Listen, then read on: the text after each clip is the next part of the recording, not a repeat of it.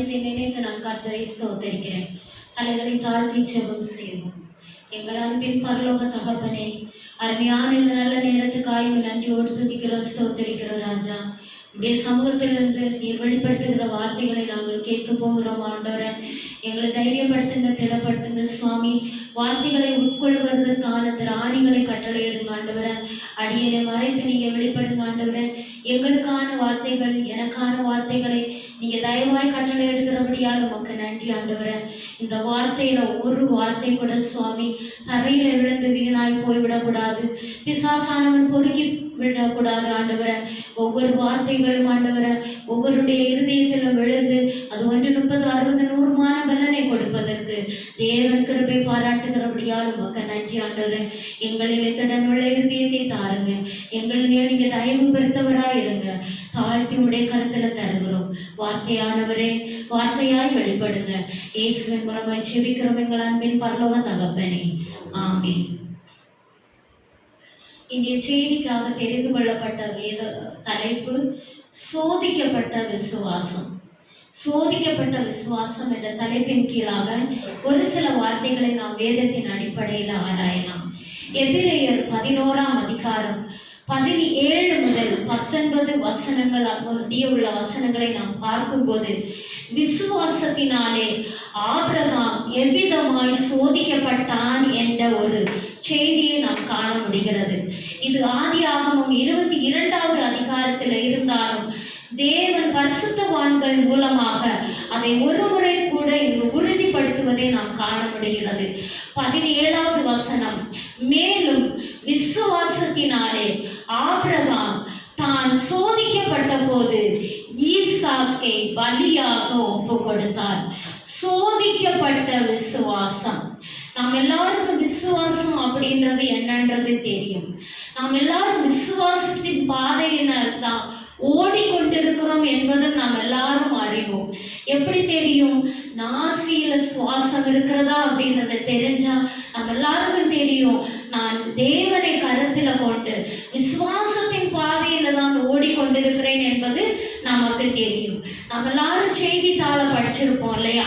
இந்த உலகத்துல நம்மை போல பாடுகள், நம்மை போல சோதனையினூடாய் செல்கிற மனிதர்கள், இல்லது அந்த அளவு குறைவா இருக்கிற மனிதர்கள் கூட தாங்கி நிற்பதற்கு திராணி இல்லாமல் தங்களை தாங்களே மாய்த்து கொள்ளுகிற சூழ்நிலைகளை நம்ம டிவி பெட்டியை திறந்தா பார்க்கிறோம், செய்தித்தாள்களை திறந்தா பார்க்கிறோம், யூடியூப்ல போனா பார்க்கிறோம், எங்க போனாலும் இதை பார்க்க முடிகிறது.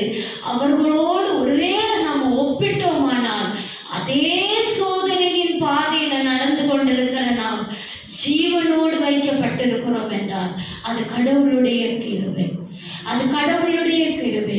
அதே போலதான் இந்த சோதிக்கப்பட்ட விசுவாசத்தினூடாய் ஆபிரகாம் தன்னுடைய வாழ்க்கையை எவ்விதமாய் கடத்தி சென்றார் என்பதை நாம் ஒரு சில பாயிண்டுகள் மூலமாக நாம் ஆராய விரும்புகிறோம்.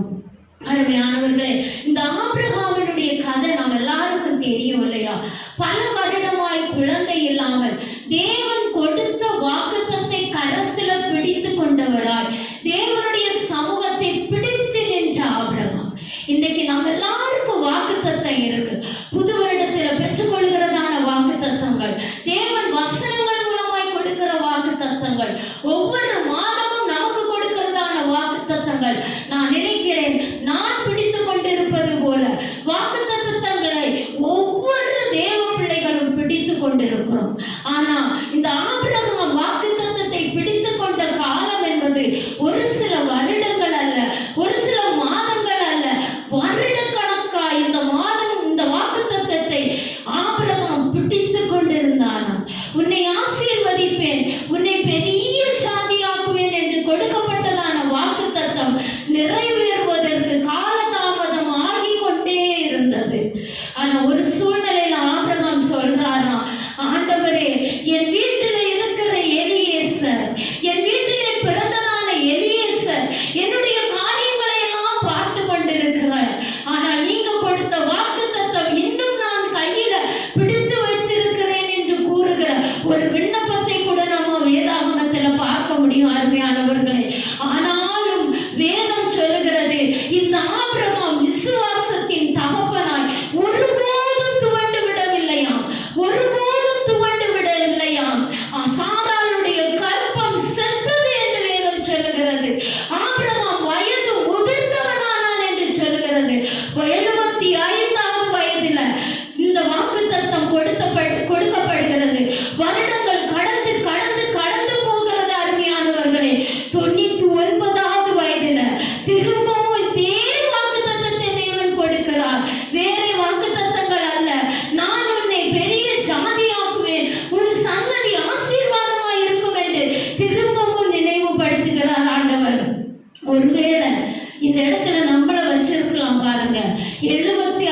வயது எங்க இருக்கிறது? 99 வயது எங்க இருக்கிறது? கிட்டத்தட்ட 24 வருடங்கள் வாக்கு தத்தத்தை கையில பிடித்தவராய் ஆபிரகாம் நிலைத்து நின்றாராம். ஆபிரகாம் கர்த்தருடைய சமூகத்தை விட்டு விலகவே இல்லையாம். பாருங்க, நிலைத்து நிற்கிறதுக்கான திராணி, அந்த விசுவாசம் இன்னைக்கு நம்மகிட்ட இருக்கிறதா என்பதை நாம் சோதித்து அறிய கடமைப்பட்ட கிறிஸ்தவளாய் இருக்க வேண்டியது அவசியமாய் இருக்கிறது. 1 வருடமானால் எனக்கு கொடுக்கப்பட்ட வாக்குத்தத்தம் எனக்குரியது தானா என்ற கேள்விக்குறியோடு நின்று கொண்டிருக்கிறோம். 2 வருடமானால் கொடுக்கப்பட்ட வாக்குத்தத்தத்தை மறந்து நிற்கிறோம். 3 வருடமானால் தேவன் வாக்கு கொடுத்தார், இவர் தேவனா என்று கேள்வி எழுப்புகிறோம். 4 வருடமானால் தேவனை விட்டு புறம்பாய் செல்லுகிறோம். இந்த தேவன் எனக்கு வேண்டாம் என்று செல்லுகிறோம். அருமையானவர்களே, இப்படிப்பட்ட அநேகரை நாம் பார்த்து கொண்டிருக்கிறோம். அவர்கள் மத்தியில இந்த ஆபிரகாம் 24 வருடங்கள் வாக்குத்தத்தத்தை கையிலே பிடித்துக் கொண்டு நிற்க முடியுமானால் அவர்தான் விசுவாசத்தின் தகப்பன். அருமையானவர்களே, கையில 100வது வயதில அந்த வாக்குத்தத்தம் நிறைவேறி அது ஆசீர்வாதமாய் கையில நின்று கொண்டிருக்கிறது. அடுத்த 12வது வருடத்துல ஆதியாகமம் 22ஆம் அதிகாரத்தை எடுத்துக்கொள்வோம். ஆண்டவர் சொல்லுகிறார், அதே பிள்ளை ஆண்டான். யோசிச்சு பாருங்க, 24 வருட காத்திருப்பு, 12 வருட வளர்ப்பு. இப்ப ஆண்டவர் சொல்லுகிறாரு, இந்த மகனை எனக்கு பலியாக கொடு என்று சொல்லுகிறார். நாம் எடுத்துக்கொள்வோம். ஆதியாகமம் 22ஆம் அதிகாரம் 1ஆம் வசனம். இந்த காரியங்கள் நடந்த பின்பு தேவன் ஆபிரகாமை சோதித்தார். இந்த காரியங்கள் நடந்த பின்பு தேவன் ஆபிரகாமை சோதித்தாராம். என்ன காரியங்கள் நடந்தது?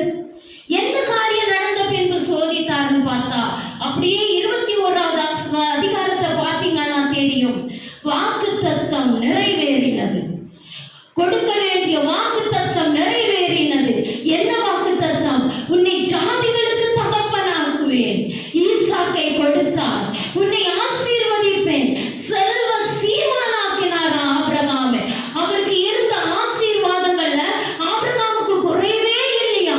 எல்லாவற்றிலும் சீமானா இருந்தாரா. எல்லா ஆசீர்வாதமும் ஆபிரகாமுக்கு கொடுத்தாரா ஆண்டவர். அடுத்து என்ன காரியம் நடக்குது தெரியுமா? செய்கிற காரியங்களில் எல்லாம் தேவன் இருக்கிறார் என்று ஆபிரகாமை அறிக்கையிட பண்ணுகிறார்.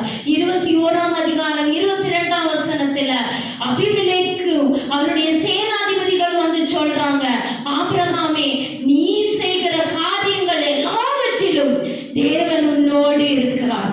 நான் சுதந்தரித்துக் கொண்டது உண்மைதான், என்னுடைய வாக்குத்தத்தம் நிறைவேறினது உண்மைதான். ஆனால் பிறருடைய கண்களுக்கு நான் எவ்விதமாய் தெரிகிறேன், அது ரொம்ப ரொம்ப முக்கியம். அபிமெலேக்கும் அவருடைய சேனாதிபதிகளும் வந்து, உன்னோடு கர்த்தர் இருக்கிறார், நீ செய்கிற காரியங்களில் எல்லாம் கர்த்தர் இருக்கிறார் என்று அறிக்கை பண்ணுவதற்கு வாய்ப்பு கொடுக்கப்படுகிறது ஆபிரகாமுக்கு. பெயர்சபாவுல தோப்புகளை உண்டாக்குகிறாரா இந்த ஆபிரகாம். இதெல்லாவற்றையும் நம்ம 21வது அதிகாரத்துல பார்க்க முடிகிறது. அப்படி என்றால் ஆபிரகாமுக்கான ஆசீர்வாதம் எல்லாமே கட்டளையிடப்படுகிறது. இப்ப ஆபிரகாம் எப்படி தெரியுமா இருப்பாரு? மகிழ்ச்சி, குறைவே இல்லை, எதுலையுமே குறைவில்லை. ஆண்டவர் எனக்கு தரிசனமாகிறாரு, எனக்கு வாக்குத்தத்தம் பண்ணினதை கட்டளையிட்டுட்டாரு, எனக்கு எதிலையுமே குறைவில்லை. ஆட்டுல குறைவில்லை, மாட்டுல குறைவில்லை, செல்வத்துல குறைவில்லை, என்னுடைய சந்ததியில குறைவில்லை, எதிலையுமே குறைவில்லை. நான் ஆசீர்வாதமாய் செல்வ சீமானாய் இருக்கிற நேரத்துல தான் விசுவாசத்தின் அளவு சோதிக்கப்படுகிறது. அருமையானவர்களே, நீங்க இல்லாம இருக்கும்போது சோதிக்கிறது அல்ல.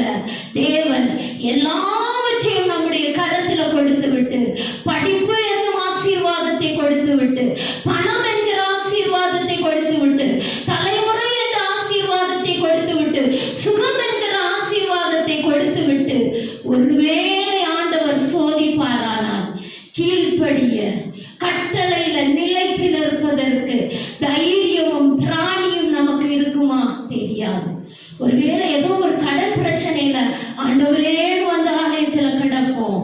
ஆனா எதிலையுமே குறைவில்லையா இந்த ஆபிரகாமுக்கு? எந்த குறைவும் இல்லை. மக்கள் சாட்சி கொடுக்கிறார்கள், நான் ஆசீர்வாதமாய் இருக்கிறேன். என்ன ஒரு வளமான வாழ்க்கை பாருங்க.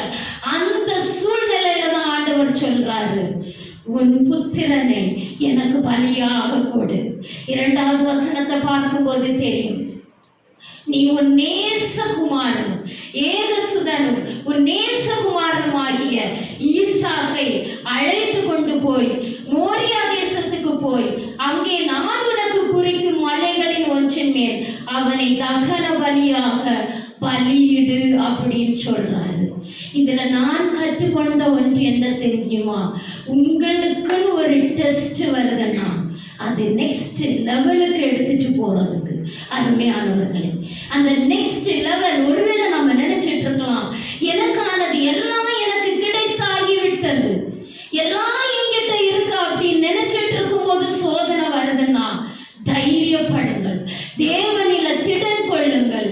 உங்களுக்கான சோதனை, உங்களுக்கான பரீட்சை, உங்களுக்கான டெஸ்ட் அடுத்த லெவல், நெக்ஸ்ட் லெவலுக்கு, ப்ரமோஷனுக்கு ஆண்டவர் உங்களை ஆயத்தப்படுத்தி கொண்டிருக்கிறார் என்பதில் சந்தேகமுமே இல்லை. அருமையானவர்களே, ஒரு குழந்தை பள்ளியில படிக்கும் போது அடுத்த வகுப்புக்கு செல்வதற்கு இவள் தகுதி உடையவளா, இவள் தகுதி அற்றவளா என்பதை சோதிப்பதற்கு உலகம் ஒரு தேர்வை கட்டளை இடுமானால் என் பரமபிதா சோதிக்க சித்தம் கொண்டவராய் இருக்கிறார்.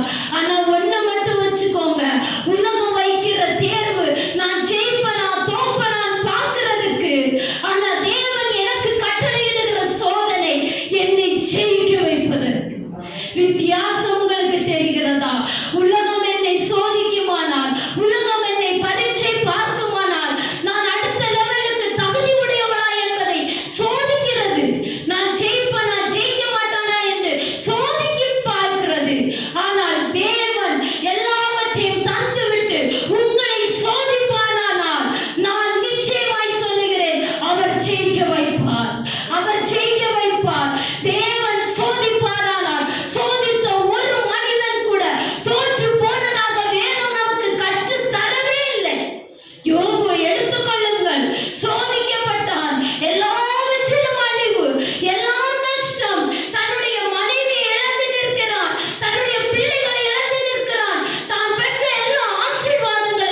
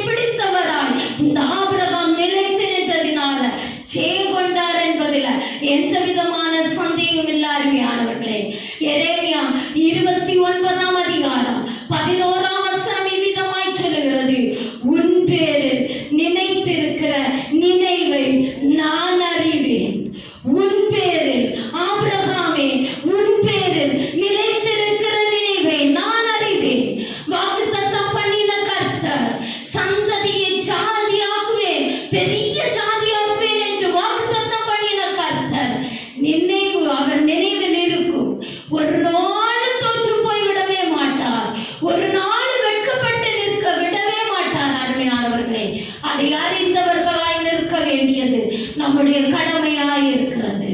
இரண்டாவதாக, உன் சந்ததி விளங்கும் என்று ஆபிரகாமுக்கு கொடுக்கப்பட்டதான இந்த வார்த்தை, ஆபிரகாமுக்கு கட்டளையிடப்பட்டதான இந்த வார்த்தையானது நிச்சயமாய் அது பரிபூரணப்பட்டதை நாம் வேதத்தில் அழகாக காண முடியும். அருமையானவர்களே, அந்த 3வது வசனத்தை பாருங்க. கட்டளை பிறந்தவுடனே அதிகாலையில ஆபிரகாம் தன்னுடைய குமாரனையும் 2 வேலையாட்களையும் கழுதையின் மேல சேனம் கட்டி மோரியா மலைக்கு நேராக செல்லுகிற அந்த காட்சியை அங்க அழகாய் விவரிக்கிறதை நாம பார்க்க முடியும். தாமதமாகவே இல்லையா, கட்டளை கிடைத்தது, பலியிடு, அது என்னவோ. ஆனா ஒருவேளை அந்த ஒரு சூழ்நிலையில நம்ம இருந்திருப்போம். ஆனா எப்படி இருந்திருப்போம் இல்ல, ஆண்டவரே 24 வருஷம் கழிச்சு கிடைச்ச பொக்கிஷம், 12 வருஷம் எவ்வளவு கொஞ்சம் வளர்த்திருப்பாருல்ல, எவ்வளவு ஆசையா வளர்த்திருப்பாருல்ல, எவ்வளவு ப்ரெஷஸா இருந்திருப்பான் அந்த ஈசாக்கு. அந்த ஈசாக்க போய் பலியிட சொன்ன போது ஒருவேளை அவனுடைய ஆழ் மனதுல விசுவாசம் இருந்தாலும் எங்கேயாவது ஒரு இடத்துல மனுஷிக தன்மை வெளிப்பட்டிருக்கலாம், ஒரு திகிர் வந்திருக்கலாம், என் மகனை நானே பலியிடணுமா இந்த எண்ணம் வந்திருக்கலாம், ஆண்டவர் எவனே இப்படி கேட்கிறாரு அப்படின்னு கூட நினைச்சிருக்கலாம். இந்த சிந்தனைகள் எல்லாம் வந்தாலும் யாருக்கிட்டையுமே வெளிப்படுத்தாம அடுத்த நாள் காலையிலேயே சேனம் கட்டி புறப்படுகிறதான ஆபிரகாம் உடனேயே கீழ்ப்படியும் போது சந்ததி விளங்கும். கீழ்ப்படுகிறான் ஆபிரகாம், உடனேயே கீழ்ப்படுகிறான். அப்படியே போட்டு பார்த்து ஆண்டவர் வேணா வேற ஏதாவது வாக்குத்தத்தத்தை சொல்றாரா, ஆண்டவர் மனமாறி வேற ஏதாவது சொல்லிடுவாரான்னு எதிர்பார்த்து நிக்கல. ஏன் தெரியுமா, ஆபிரகாமுக்கு தெரியும் ஆண்டவர் எப்படிப்பட்டவர் என்று. ஒரு முறை சோதோமை அழிக்க வந்த போது அவர் நிற்கிறார் திறப்புல. ஆபிரகாம் ஒரு முறை பேசும்போது 50 நீதிமான்கள் என்று ஒவ்வொரு முறையா குறைத்து கொண்டே வரும்போது ஆண்டவர் என்ன தெரியுமா சொல்றார், ஆண்டவரே உமக்கு கோபம் வராதிருப்பதாக, ஆண்டவரே உமக்கு கோபம் வராதிருப்பதாக. அப்படி என்றால் ஆண்டவர் நல்லவர் தான், அவர் நல்லவர் தான், எப்போ நல்லவர் அல்ல, ஆண்டவருக்கு கோபம் வரும் என்பதை ஆபிரகாம் உணர்ந்திருந்தான். பிரியமானவர்களே, அதனாலதான் உடனே சேலம் கட்டி அந்த மோரியா மலைக்கு நேராக தன்னுடைய பிரயாணத்தை தொடங்குகிறத நம்ம பார்க்க முடிகிறது. 3 நாள் பயணம், 3 நாள் பயணம். ஆபிரகாமுடைய சிந்தனையில என்னென்ன வந்திருக்கோம் தெரியாது. ஆனா ஒன்றும் அறியாத ஈசாக்கு டூருக்கு போறது மாதிரி செல்லுகிறதான ஒரு சூழ்நிலை. ரொம்ப ஜாலியா போயிருந்திருப்பான்ல, ரொம்ப சந்தோஷமா இருக்கும்போது ஆபிரகாம் அதை பார்த்து ஒருவேளை மனதில் கவலைப்படுகிறதான சூழ்நிலை கூட வந்திருக்கலாம். ஆனா எல்லாவற்றையும் தாண்டி தேவனை முதலிடமாய் வைத்த போது சோதனையை ஜெயிப்பதற்கான சாக்கியம் ஆபிரகாமுக்கு கிடைத்தது. அருமையானவர்களே, நம்முடைய விசுவாசத்தின் தகப்பனாய் ஆபிரகாம் அறியப்பட இன்னும் கூடுமானால் அவருடைய விசுவாசத்தின் அளவு எவ்விதமாய் இருந்திருக்கும். நெகட்டிவ் தாட்ஸ் நிறைய வந்துட்டு இருந்தாலும் அவனிடத்துல வெளிப்பட்டது விசுவாசத்தின் எண்ணங்கள். பாசிட்டிவ் தாட்ஸ் மட்டும்தான் வெளிப்பட்டதே ஒழிய அந்த நெகட்டிவ் தாட்ஸ் வரவே இல்லை. ஒருவேளை இருந்தாலும் ஆபிரகாம் அதை வெளிப்படுத்தவே இல்லையா. அருமையானவர்களே, சன்னதி ஆசீர்வதிக்கப்பட வேண்டுமானால் விசுவாசத்தின் அளவானது அதிகரிக்கப்பட வேண்டும் என்பதில் ரொம்ப ரொம்ப கவனமாய் இருக்கணும். பெற்றோராகிய நாம் ரொம்ப ரொம்ப கவனமாய் இருக்கணும். என்னுடைய தலைமுறை, என்னுடைய சந்ததி, என்னை சார்ந்த ஜனங்கள், என் குடும்பம் ஆசீர்வதிக்கப்பட வேண்டுமானால் என்னில் வரக்கூடிய நெகட்டிவ் தாட்ஸ் அல்ல, என்னில் வரக்கூடிய விசுவாச அறிக்கையின் அளவானது அது பெரிதாய் காணப்பட வேண்டும். அருமையானவர்களே, இதை உணர்ந்தவளாய் நின்று கொண்டிருக்கிறேன். நிறைய பேர் நெகட்டிவ் தாட்ஸ் நமக்கு கொண்டு வந்துட்டே இருப்பாங்க. நீ இப்படி இருக்கிறதுனால உனக்கு என்ன, நிறைய பேர் நாம் அறிக்கை எடுக்கிறதுனால அன்னைக்கு அவன் அப்படிதான் இருந்தாலே என்ற சிந்தனை கூட வரும். ஆனா ஒன்றை மட்டும் ஞாபகம் வைத்துக் கொள்ளுங்கள், விசுவாசத்தின் அளவு, விசுவாசத்தின் அளவு ஒருபோதும் குறைந்து விடக்கூடாது. நம்முடைய விசுவாசத்தின் அளவு குறைவுமான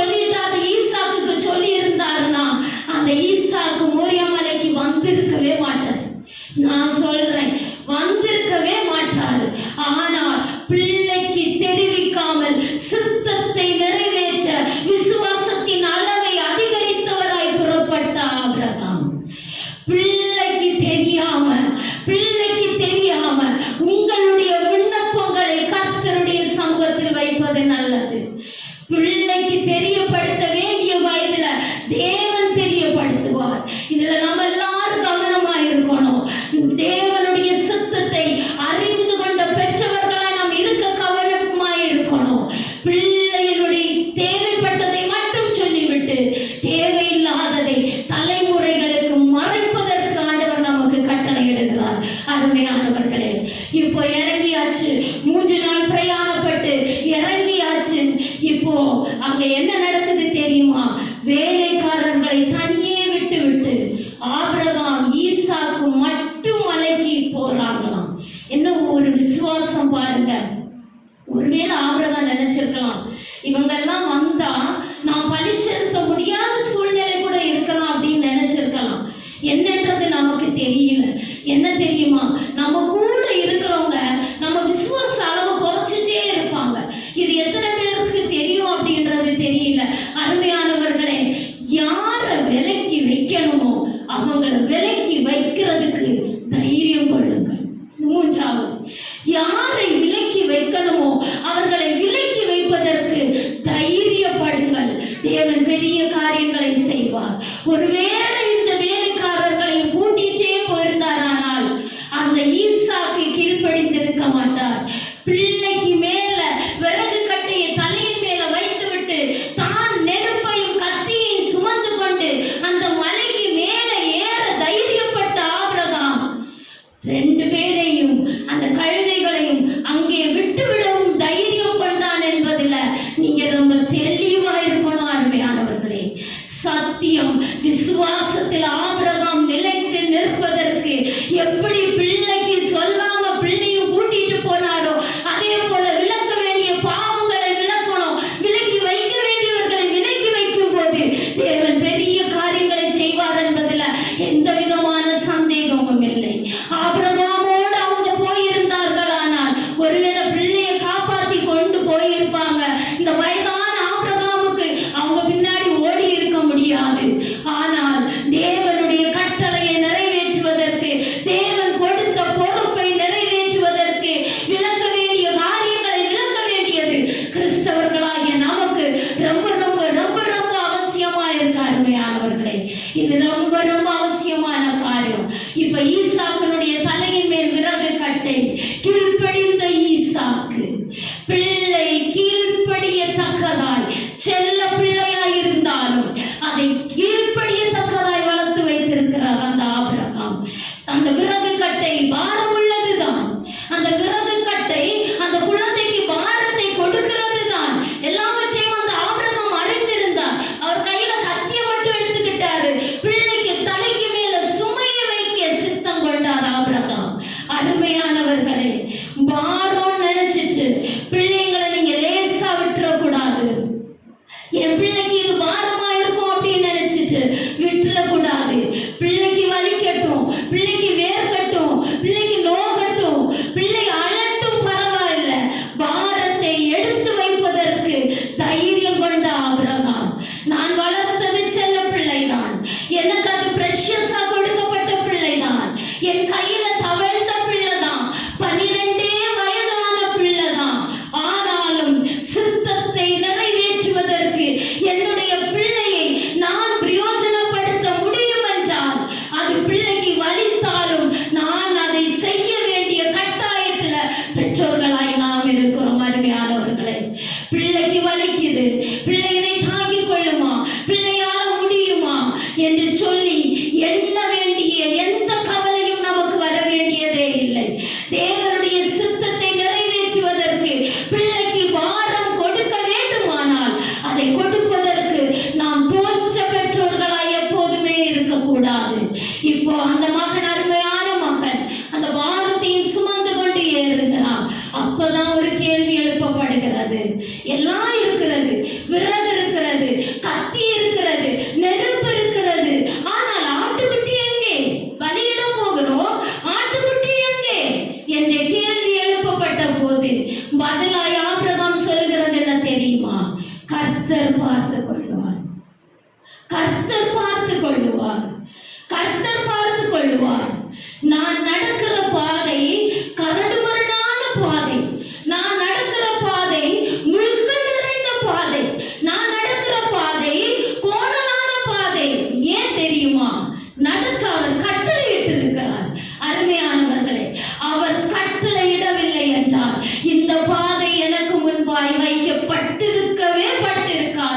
அதில் பெருத்த விசுவாசம் கொண்டவள் நான் முட்களில் நடக்கிறேன் என்றால் அந்த பாதை எனக்காக தேவன் வைத்தது. என்னுடைய பாதை கோணலாய் இருக்கிறது என்றால் அந்த பாதை எனக்காக தேவன் வைத்தது. அது மதிலா எரிகோவை போல நிற்கிறது என்றால் அது எனக்கு முன்பாய் தேவன் வைக்க சித்தம் கொண்டது. அது மாதாவை போல கசந்திருந்த வாழ்க்கையானால் அது தேவன் எனக்காய் கொடுத்த வாழ்க்கை. அந்த பாதையினூடாய் நான் கடந்து செல்லும் போது என் வாயில் வெளிப்பட வேண்டிய வார்த்தை கர்த்தர் பார்த்துக் கொள்வார், கர்த்தர் பார்த்துக் கொள்வார், கர்த்தர் பார்த்துக் கொள்வார் என்று எந்த சந்ததி, எந்த தகப்பன், எந்த தாய் சொல்ல தைரியம் கொண்டிருக்காங்களோ அந்த சந்ததி தலை தோங்கு என்பதில் எந்த விதமான சந்தேகம் இல்லை. அருமையானவர்களே, எல்லாவற்றையும் கர்த்தர் பார்த்துக் கொள்வார்.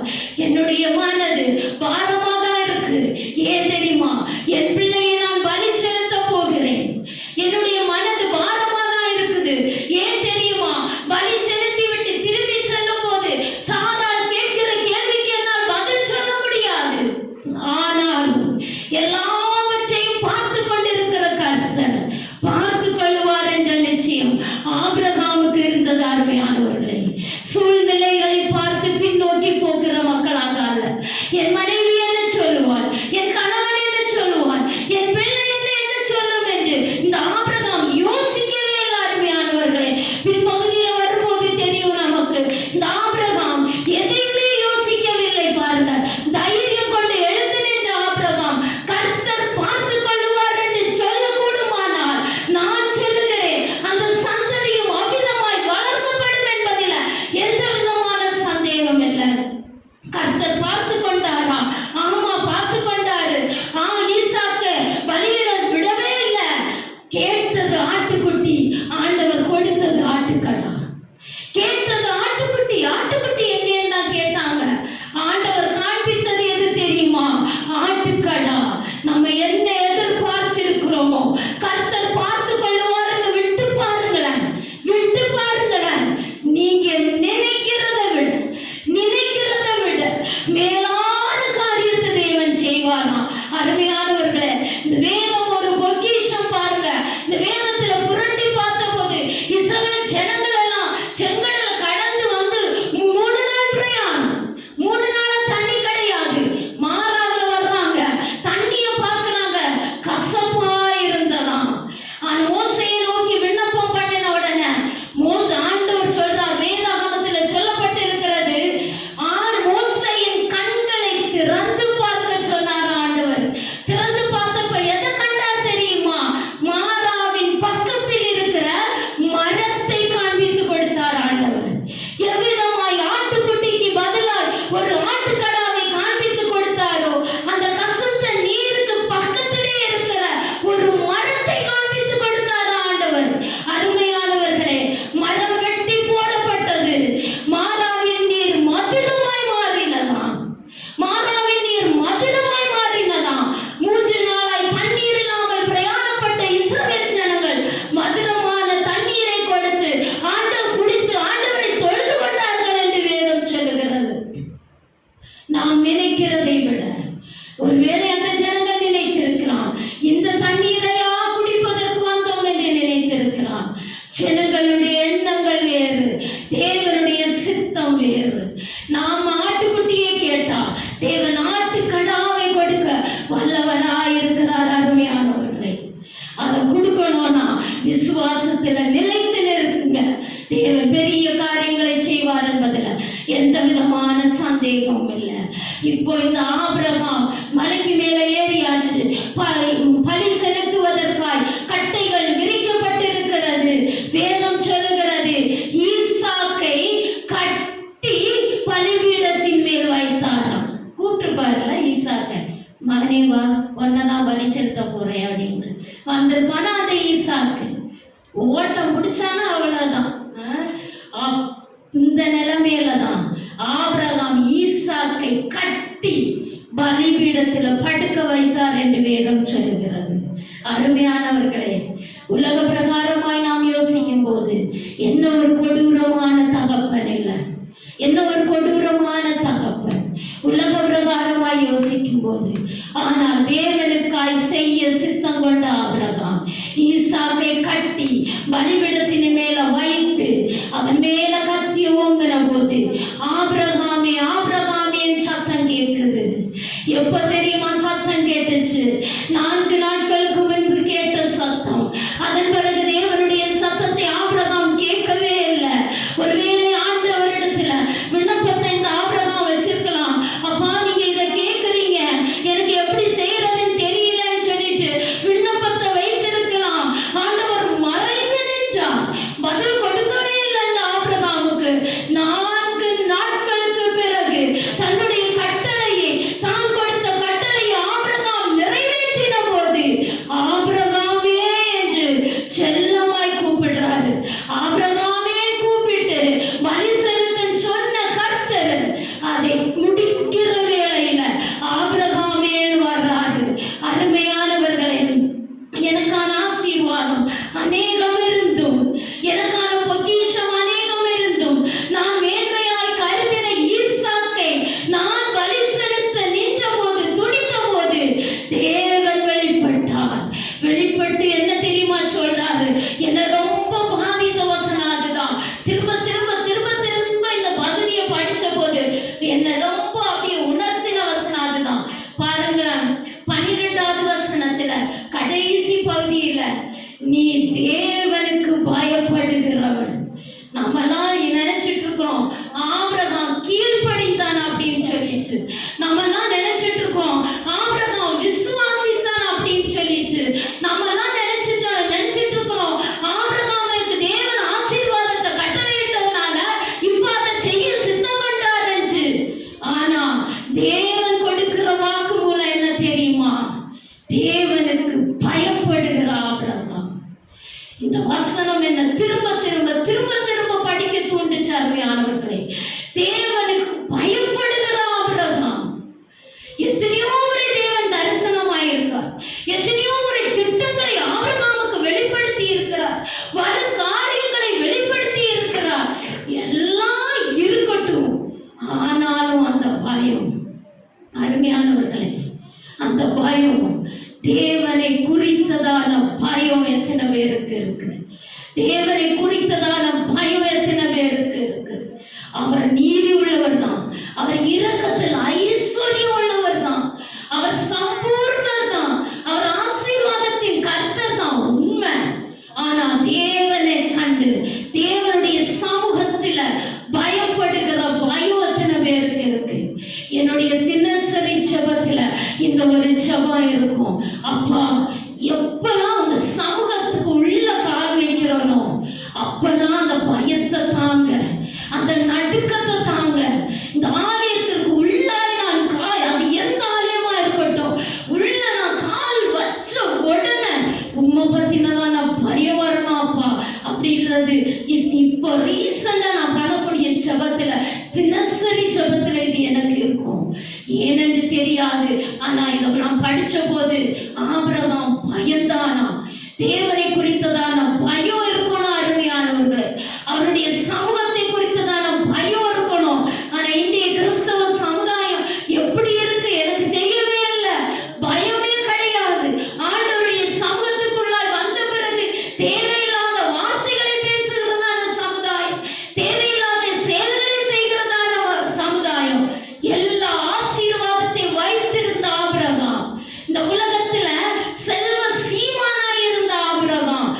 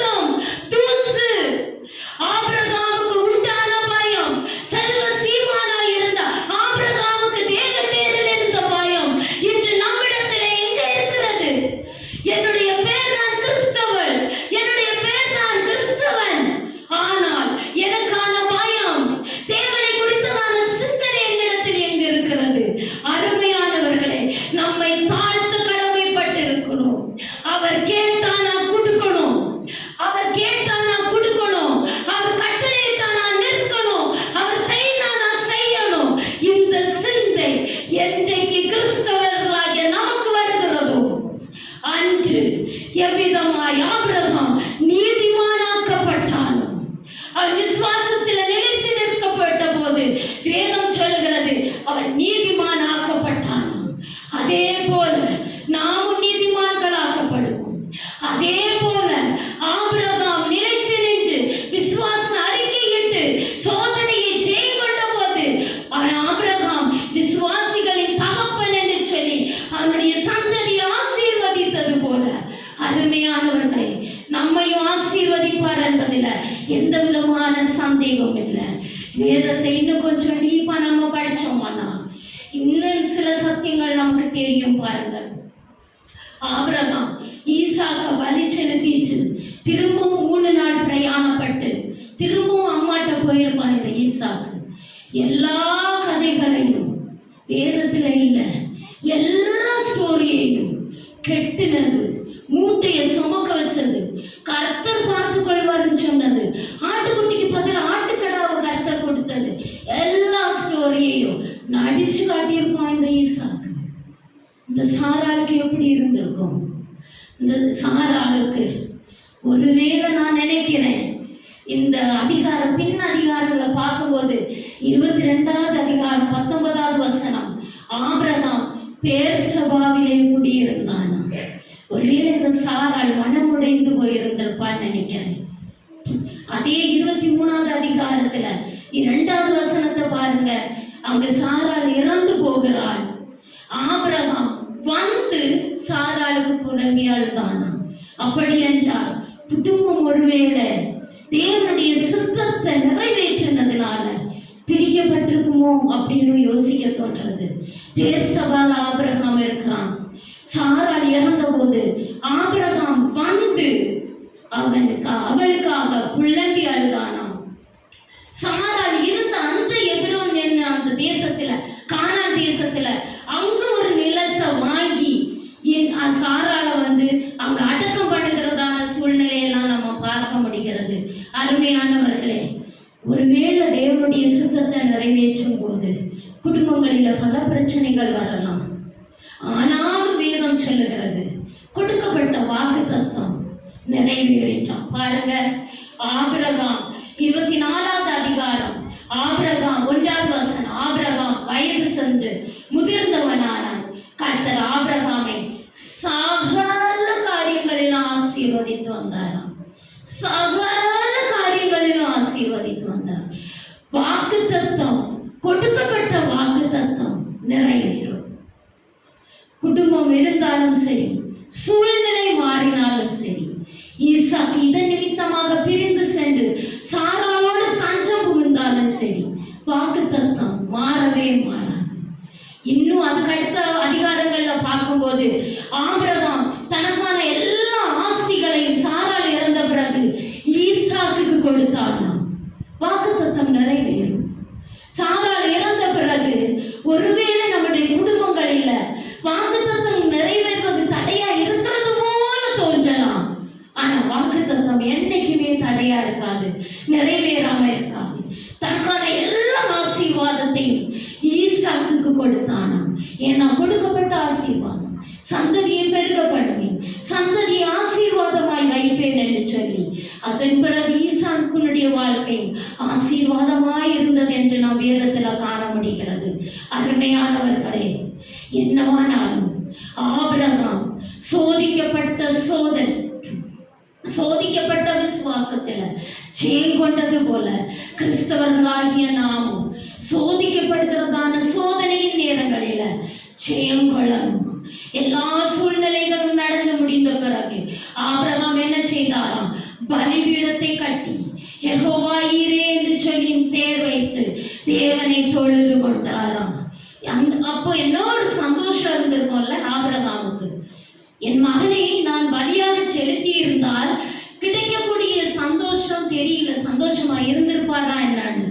ஆனால் பலிபீடத்தை கட்டின பிறகு அதற்கு ஒரு பெயர் வைத்து கர்த்தருடைய சமூகத்தில் பார்த்து கொள்ளப்படும் என்று ஒரு பெயர் வைத்து ஆண்டவரை தொழுது கொள்ள ஆபிரகாமால் முடியுமானால் சோதனைகள் நமக்கு வரும்போதும் அதிலே ஜெயித்து நின்று அப்பா நீங்க பார்த்து கொள்ளுவீங்க, நிற்பதற்கான திராணியும் சக்தியும் தேவன் தருவார் என்பதில் எந்த விதமான சந்தேகம் இல்லை. அருமையானவர்களே, இந்த சோதனையினுடைய யாரோவேனும் கடந்து செல்வீர்னானால் தேவன் சொல்லுகிறார், ஆபிரகாமோடு சேர்ந்து நானும் சொல்லுவேன், கர்த்தர் பார்த்து கொள்வார், கர்த்தர் பார்த்து கொள்வார். நீங்கள் சும்மா இருப்பீர்கள், கர்த்தர் பார்த்து கொள்வார்.